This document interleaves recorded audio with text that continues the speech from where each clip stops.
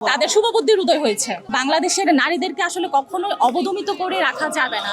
জামাত কখনো আসলে তারা বাংলাদেশের স্বাধীনতাকে কখনোই তারা আসলে কখনো মানতো না। তারা সবসময় বাংলাদেশের স্বাধীনতার বিরোধিতা করতো এবং বাংলাদেশ স্বাধীন হওয়ার পরে তারা কখনোই আসলে ৭১ বলেন আর ৫২ ভাষা আন্দোলন বলেন, তারা কখনো শহীদ মিনার কিংবা স্মৃতিসৌধ কোথাও কিন্তু তারা ফুল দিতে আসতো না। তারা সবসময় বলতো এটা শিরক, এবং তাদের যে ফলোয়ার্স বা নেতাকর্মীরা আছে তারাও এগুলোকে এক ধরনের স্টাবলিশমেন্ট করেছিল যে শহীদ মিনার এবং স্মৃতিসৌধে ফুল দেওয়া হচ্ছে আসলে শিরকের পর্যায়ে পড়ে।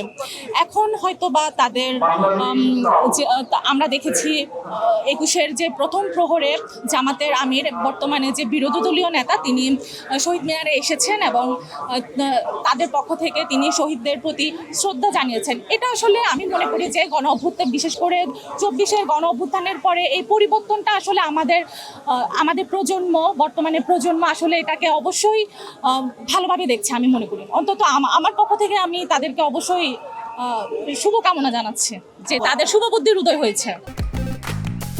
সবার জন্য ভালো চপস্টিক ইনস্ট্যান্ট নুডলস।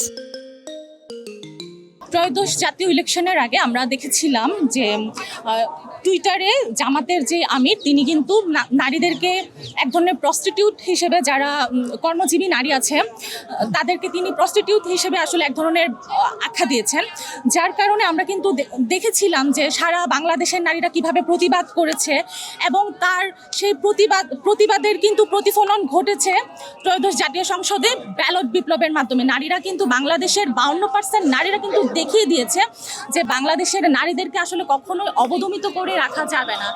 আমরা জামাত সবসময় নারীদেরকে যেভাবে অবদমিত করে রাখার একটা প্রয়াস তারা করে এসেছে, আসলে আমি মনে করি যে একজন যেই উদ্যোক্তা সানভিজ ভাই তনির তিনি যেটা বলেছেন, উনি ওনার জায়গা থেকে হয়তো বা বলেছেন। আমি সেটাকে আসলে তার পক্ষেও বলবো না, তার বিপক্ষেও বলবো না।